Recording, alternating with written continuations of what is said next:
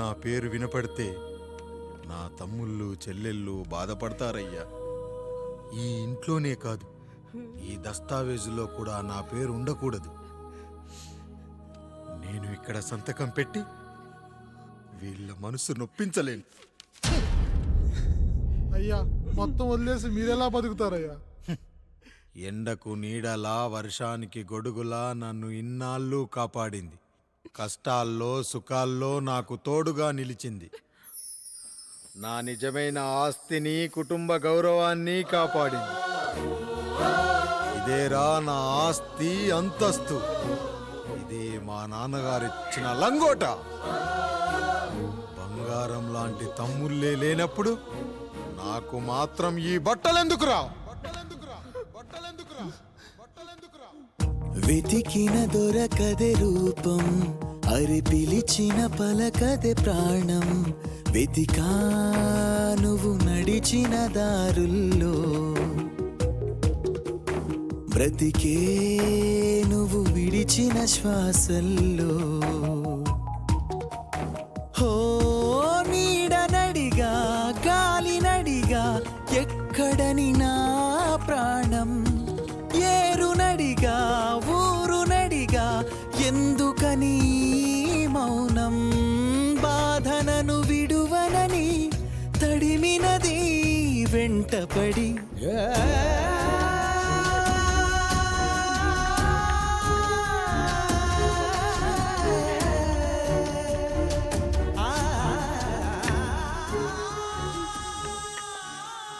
ఏవండి, పప్పులో మీ చెవట పడుతుందండి. ఇడ్లీలో 2 చెంచాల ఉప్పు తగ్గించు లక్ష్మి. ఎలాగో మనం పేదోళ్ళమే కదా, కనీసం ఉప్పు ఖర్చైనా తగ్గుతుందనుకో.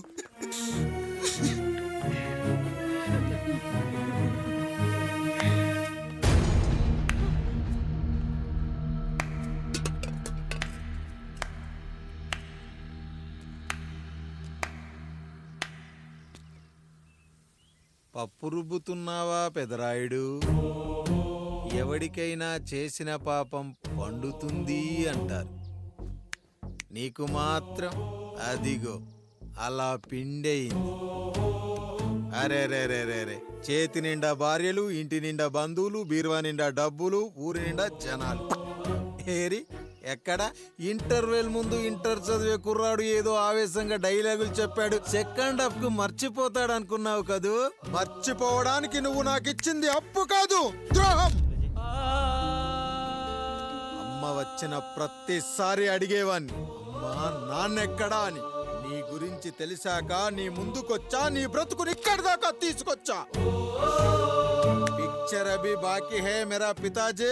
నిన్నిలాగే వదిలేస్తే ఈ ఆండ్రాయిడ్ తో వదలవు. సామ్సంగ్లు, హెచ్టీసీలు, లెనోవాలు అంటూ కనిపారేస్తూ మా అమ్మ లాంటి వాళ్ళ కోసం తిరుగుతూనే ఉంటావు.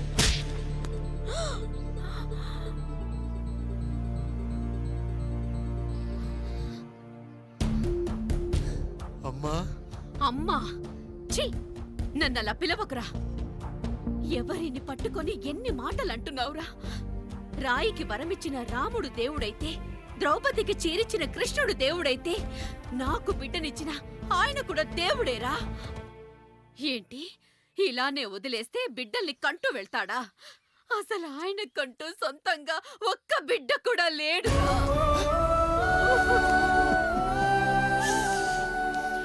అసలు ఏం జరిగిందో తెలుసా?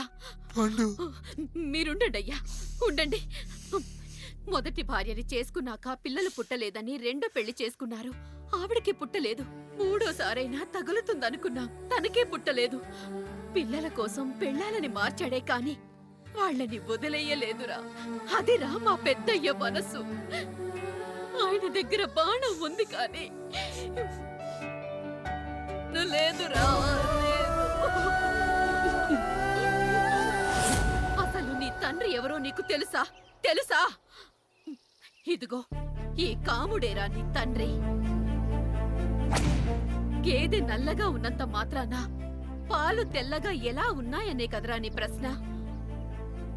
దానికి సమాధానం చెప్పాలంటే, ఒక వర్షం కురిసిన రాత్రి నేను 9వ నెల బాలింతగా ఉన్నప్పుడు పండు పండు ఇదిగో ఏమిటండి ఇది? నిద్రలేస్తే నేను, బయటికెళ్తే గంటోడు, పక్కకెళ్తే పాలేరు, ఎప్పుడూ తిరిగే తాయారు. రోజు మమ్మల్ని చూసి చూసి బిడ్డ కూడా జిడ్డు మొహం వేసుకుని పుడతాడేమో అని భయంగా ఉంది. కడుపులో ఉన్నప్పుడు మనం ఎవరి మొహాలైతే చూస్తామో అచ్చం వారి పోలికలతోనే పుడతారంటారు. పొరపాటున నా పోలికలతో పుడితే అదేంటి కాముడు, నీకేం తక్కువ? జుట్టు ఉండాల్సిన చోట లేకుండా అవసరం లేని చోట విపరీతంగా పెరిగిపోతుంది. ఆ, మనకు పుట్టబోయే బిడ్డ గొప్ప అందగాడై ఉండాలి. ఇదిగో రోజు ఈ దేవుడి ఫోటోలు చూడు, వాళ్ళలాగే అందంగా పుడతాడు. కడుపుతో ఉన్నప్పుడు ఎవరి ఫోటో చూస్తే ఆ పోలికలతో బిడ్డ పుడతాడా?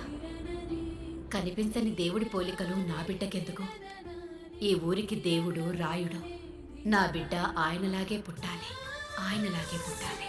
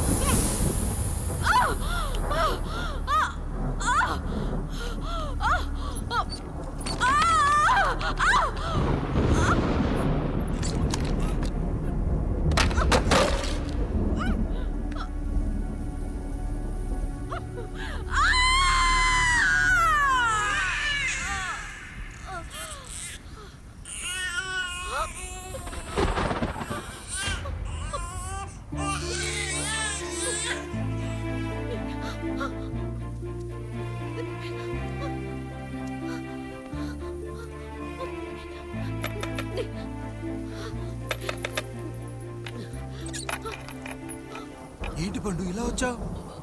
అయ్యా, తప్పు జరిగిపోయింది పెద్దయ్య. ఏం జరిగింది? అసలే నువ్వు ఒట్టి మనిషి కూడా కాదు. ఒక్కసారి ఇటు చూడండి అయ్యా.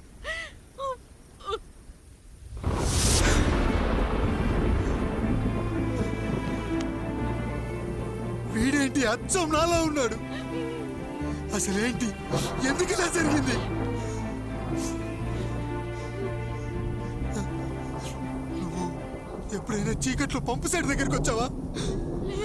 మరి అమలాపురంలో శివాలయం దగ్గర రత్నాలు నీకేమైనా అమ్మవుతుందా? లేదు.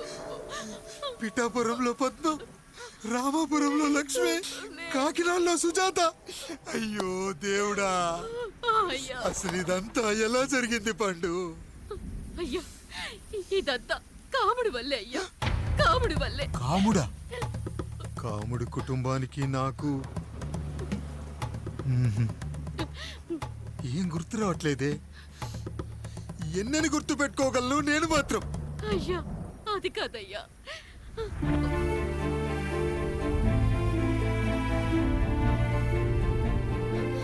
అలా రోజు మీ ఫోటో చూసి చూసి అచ్చం మీలాగే పుట్టాడు. అయ్యో, నా పోలికతో బిడ్డ కావాలనుకోవడం ఏంటి పండు? నువ్విలా చేయడం ఏంటి పండు? పోలికల కోసం ఫోటోలు ఎందుకు చూసావు పండు? అందుకే కదయ్యా ముందు ఆ డైలాగ్ చెప్పాను, తప్పు జరిగిందని. ఇప్పుడు ఏం చెయ్యాలయ్యా? స్వచ్ఛమైన మన ప్రేమను ఈ పాడులోకం అర్థం చేసుకోదు. కనీసం మీ ఇద్దరి జీవితం బాగున్నా ఆనందపడేవాని. వీణ్ణి ఇక్కడ ఉంచొద్దు పండు, బయటికి పంపించు. బయటికి పంపించి బాగా చదివించు, గొప్పవాణ్ణి చెయ్యి. వీడికి అయ్యే ఖర్చంతా నేనే భరిస్తా.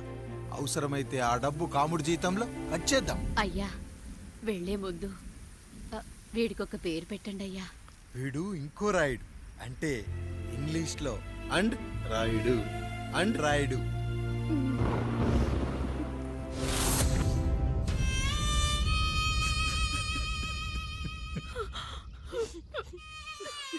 ఇదిరా నీ కథ, నా గతం. నిన్ను చదివించడం కోసం ఆయన మీ నాన్న జీతంలోంచి నెలకి 3000, 4000 కోసేసిచ్చేవారు. అప్పుడు ఆయన పడిన బాధ పగవాడు కూడా పడకూడదు. చూసేవారా, దేవుడు లాంటి పెద్దయ్యని అనవసరంగా అనుమానించి నువ్వు ఎంత పెద్ద తప్పు చేసావో అర్థమైందా? ఒకడు నిమ్మకాయ పెట్టి పసుపు వేసి ఉప్పు కలిపి పులిహోర చేయొచ్చు, కానీ ఆ పులిహోర ఎప్పటికీ దేవుడి ప్రసాదం. నువ్వు ఆ దేవుడి ప్రసాదం.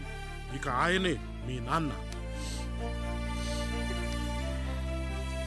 చూసావా అమ్మా, ఈ రోజు నుంచి నాకు 3 అమ్మలు 2 నాన్నలు. నీకు మాత్రం ఒక్కడే భర్త, నాన్నకు మాత్రం ఒక్కటే భార్య. మా నాయనే. అయ్యా, బిడ్డను ఒక్కసారి ఎత్తుకొని తిప్పండి అయ్యా. బాబు, నాన్నా,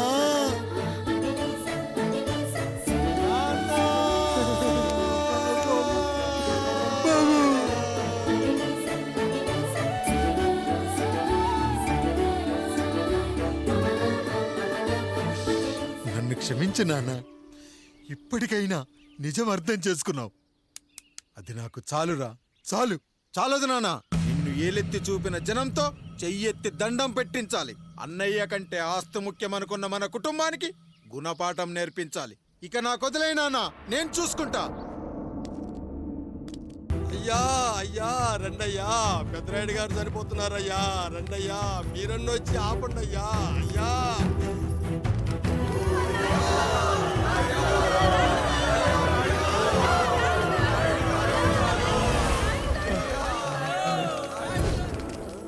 ప్రజల్లారా, నా బిడ్డల్లారా, నా జీవితం మీకే అంకితం.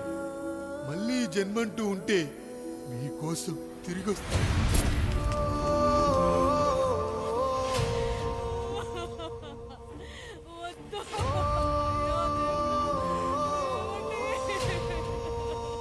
వద్దయ్యా, వద్దు, వద్దయ్యా, వద్దయ్యా.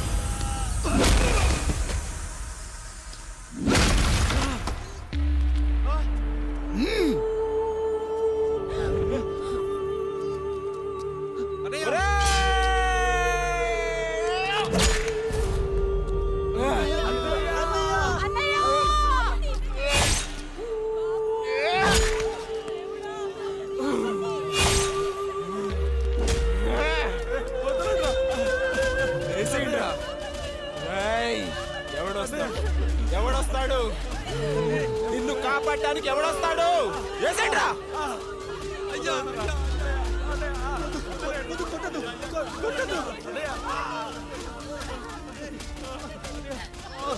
కష్టం వస్తే ఒక్క ఒక్కసారి నాన్న అని పిలవరా, ఆ సమాధిలోంచైనా లేచొస్తా.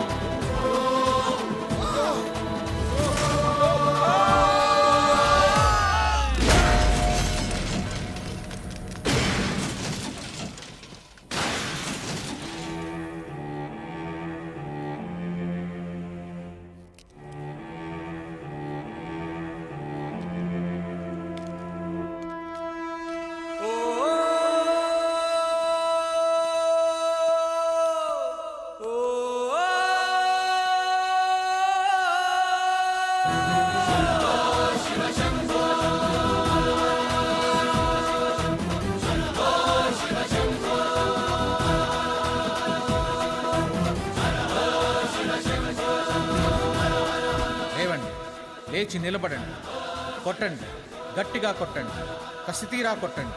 ఈ చిత్రంలోని నటులను, సాంకేతిక నిపుణులను ఎక్కడ పడితే అక్కడ కొట్టండి. కనిపించిన ప్రతి చోట కొట్టండి చప్పట్లతో.